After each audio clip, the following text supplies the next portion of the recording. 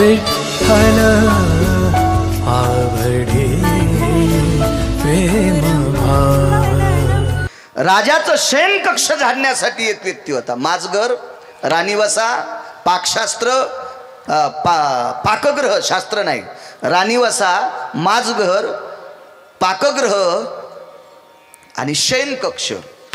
याला हल्ली नाव वेगळे आहेत। शयन कक्षाला बेडरूम म्हणतात, हो, पाकगृहाला किचन घर म्हणतात, वागण्यानुसार नाव पडतात। पूर्वीच्या काळात 2-3 माणसं जरी आले तर संध्याकाळी 2 वाजता टोपलं उघड भाकरीचं तर 1-2 भाकरी सापडत होत्या, त्याला पाकगृह म्हणायचं। नवरा बायकोचीच किचकिच चलती, सासू सासऱ्याला पण तुकडा नाही, म्हणून त्या घराला किचन घर म्हणतात। दोघांचीच किचकिच, तिसऱ्याला भाकरीत नाही, त्याचं नाव किचन घर। नावानुसार असतं महाराज, वागण्यानुसार नाव पडत असतं कोण्या गोष्टीचं। शयन कक्ष झाडलं, राजाचा पलंग होता, विचार पहा, पार्किंग असली पाहिजे अण्णा। शयन कक्ष झाडल्याच्या नंतर त्या राजाचा जो महाल होता त्या शयन कक्ष, त्या कक्षामध्ये बेडरूम, चला सोपं सांगतो, लय अडचणीत हात घातल्या विचून निघतील। तुमच्यावर पगडा बसलाय दुसऱ्या भाषेचा, मी तरी काय करू त्याला। त्याचा तो पलंगावर गादी होती राजहंसाच्या पंखाची। ह्या नौकरानं विचार केला, हातानं जर गादी झटकिली तर इतकी कोमल लागते, झोप किती चांगली लागेल, कशाला मरायला विचार करायचा आहे। हे आगावपणा आहे ना। अख्खं गाव आंधळायचं आणि त्या गावात चष्म्यात दुकान कशाला टाकायचं। त्या गावात एकाही माणसाला डोळा नाही, तिथं चष्म्याचं दुकान टाकलं चलत असतं होय। एका गावात सगळं गाव संन्यासी, तिथं लुगड्याचा बाजार भरीला, कोणाला दिशी तू। अंधाची आग्रामा दर्पण कासाया, कामे वैशानरतया अंबर कासया। संन्यासाच्या गावात लुगडं ऐकत नाही आणि आंधळ्याच्या गावात चष्मा ऐकत नाही। काय गरज होती याला, नौकर आहे ना, आपोआपल्या पायरीनुसार राहिलं पाहिजे ना। ते म्हणलं याच्यावर झोपल्यावर कशी झोप लागेल, टाकलं ना अंग टाकल्यावर म्हणलं हे पांघरायचं कितीच भारे, अंगावर घ्यावं का, लागली झोप गर गर गर गर गर गर गर। आणि झोप काय तिला का मन असतं का ते उठायचं का काय, ती जेव्हा सांगपत उठत। हे आलं, हे नाही आलं। राणीला वाटलं राजेसाहेब स्वारीहून आले, दमले, झोपलेत, आपण यायला कशाला बोलायचं, पांघरून घेऊन झोपले होते। पलंग मोठा होता, एका पलंगाच्या कडीला राणीसाहेब झोपले, त्याचं काही पांघरायचं असेल त्याने घेतलं असेल पांघरून। राजा उशिरा आला, आल्याबरोबर भालदार चोपदार पट पट पट पट पट पट बाजूला, दार लोटलं, पाहिलं तर पलंगावर आपली पत्नीने एक पुरुष आहे, तलवारच उपशिली तलवार, एका ठोक्यात दोघायचे मुंडके कापणार। पण नुकतंच एक प्रवचन ऐकून आलते, क्रोधा शमस्व जायते, क्रोधा शमस्व जायते, क्रोधा शमस्व जायते, तत्राम शमस्व यज्जायते क्रिया अवर्णो क्रोधा भयतिते, स्थापित्यो स्थापित्यो स्थापित्यो क्रोधशमस्व जायते। कधी कधी रागाला क्षमा करा आणि रागाला स्थापन करा, त्याला पार्किंग करा। साधूचं तितकं वाक्य ऐकलं आणि आतून कडी लावली। ते म्हणलं मारणार तर मीच, पण झोपीत मारण्यापेक्षा बोलून मारू। हे म्हणल्याबरोबर ताड दिवशी बायको उठली, बापरे, साऱ्या अंगाला घाम, डोक्यातला घाम, चळ चळ चळ चळ, पाया पुसतोर घाम। मालक तुम्ही, मला मालक म्हणते तू आता, हा परपुरुषाप्रशी निद्रा करते। अहो याला तर हे तर अर्ध मेलच, ते मेलच अर्ध, काहीच नाही। हा त्या उंदर धरायचा प्याडा असतो ना,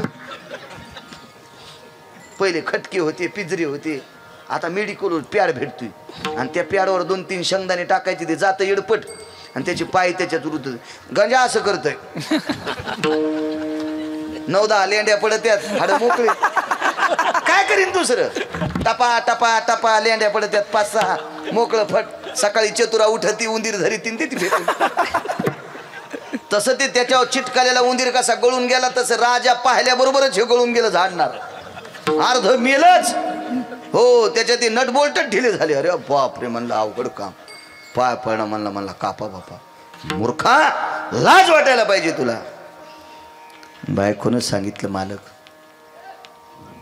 मारा, त्याबद्दल दुमत नाही, पण आधी विचारा, दोषाचा गुरळा आमच्या अंगावर टाकू नका। मला असं वाटलं तू या पलंगावर झोपायची पात्रता, लायकी, अधिकार तुमच्याशिवाय कोणाची नाही, म्हणून हा झोपला, मला वाटलं तुम्ही असावा, म्हणून मी बाजूला झोपले। तू का झोपला, मालक मारा मारा, पण दोषमुक्त करून मारा.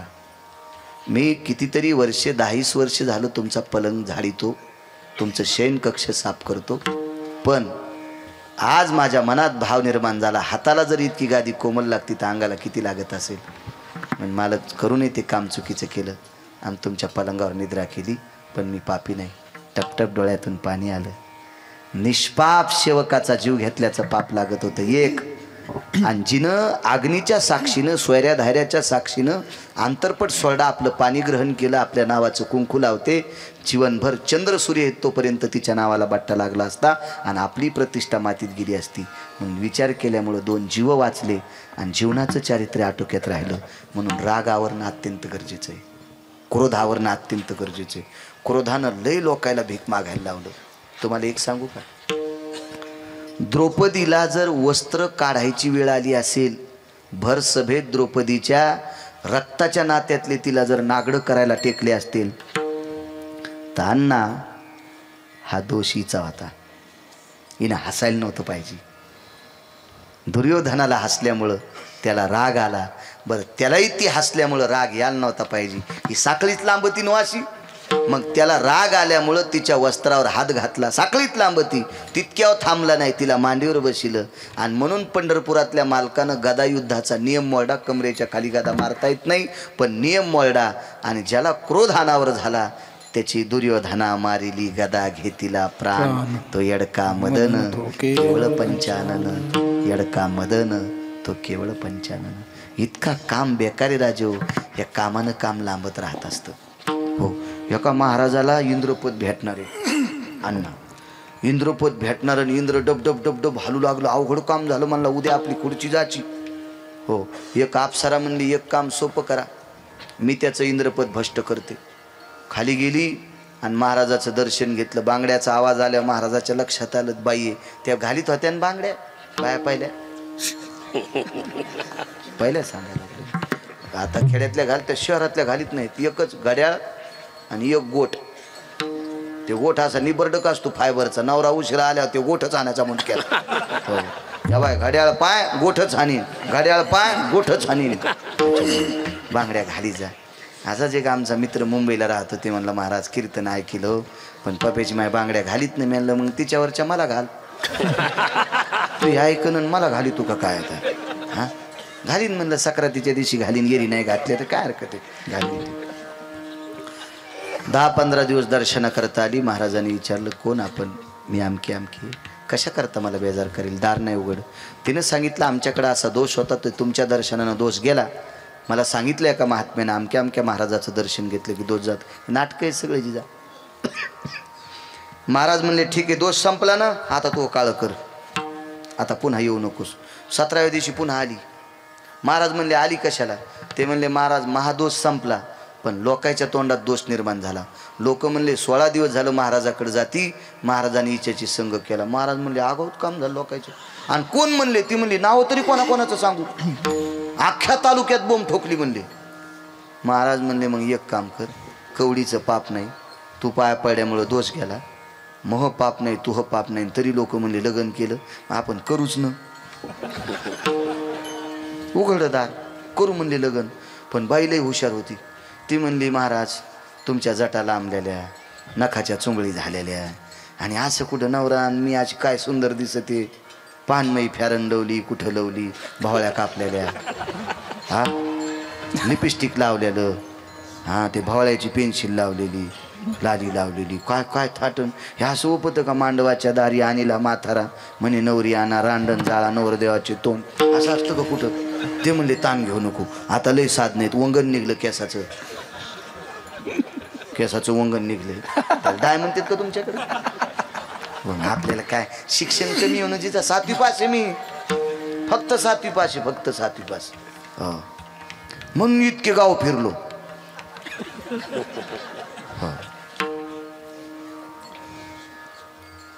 मग नाव्याच्या दुकानात गेला अण्णा ते. मग नाव्याला सांगितलं दादा असा कट मार, मिशा बी अशा तलवारीवाणी पिळदार कर, त्याला ते कलर वंगण गिंगण लावून टाक. मालिश गिलीश केली. नवरदेवाचं काय करते तो फेशियल काय? त्याचं ते चुळू चुळू चुळू चुळू चुळू चुळू.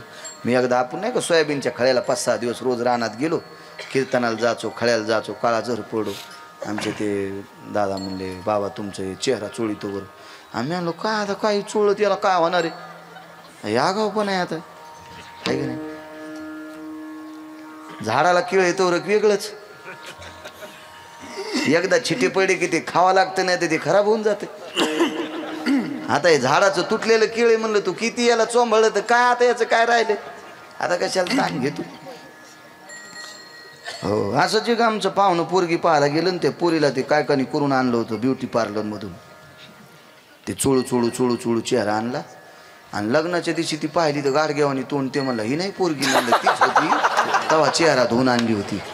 पोरगी हीच आहे म्हणलं, तेव्हा चेहरा धुवून आणली होती. आता येडेवानी करून नको तू, मुकाट्यानं लग्न ला. सगळे नाटक, काय त्याला दम नाही काय नाही.